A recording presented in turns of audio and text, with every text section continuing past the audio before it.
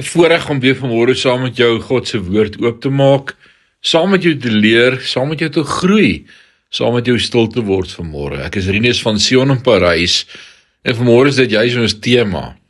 Wees stil. Seker twee van die moeilikste woorde wat vir my en vir jou in die Bybel opgeteken is. Galasiërs 1 vers 16 en 17. Paulus skryf aan die gemeente in Galase: Ek het nie dadelik met mense gepraat nie. Ek het ook nie Jerusalem toe gegaan na hulle wat reeds voor my apostels was nie. Nee, ek het Arabië toe gegaan. En dit was die woestyn, né? In godsdienstige kringe is dit vandag baie gewild om 'n pastoor te wees of selfs 'n doktorsgraad in teologie te hê. Paulus het ook 'n DD gehad, 'n dubbeldoktorsgraad van die woestyn. Hy was in goeie geselskap. Moses, Johannes die Doper en Jesus het almal tyd in die woestyn deurgebring. Miskien is dit vir jou ook droë, moeilike dae. Dit mag wees dat God, Jesus Christus, op 'n nuwe manier in jou wil openbaar. Maar sodat dit kan gebeur, doen hy dalk met jou wat hy met Johannes die apostel gedoen het, toe hy hom na Patmos gestuur het.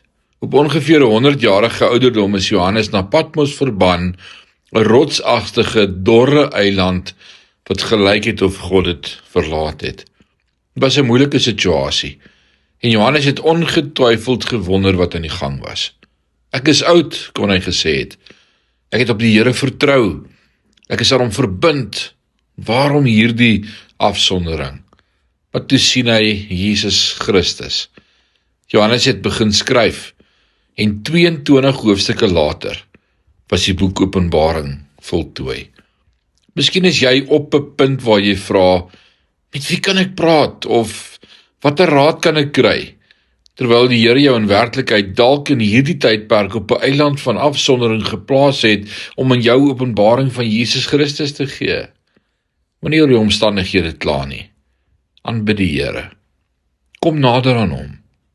Wees stil, en jy sal hom sien op maniere wat nooit moontlik sou gewees het, as jy iewers anders was nie. My gebed vir elkeen van ons is dat ons in hierdie dag opnuut die hand van die Here in ons lewens sal beleef en ervaar en weet, God is met jou. Die Here seën jou. Amen.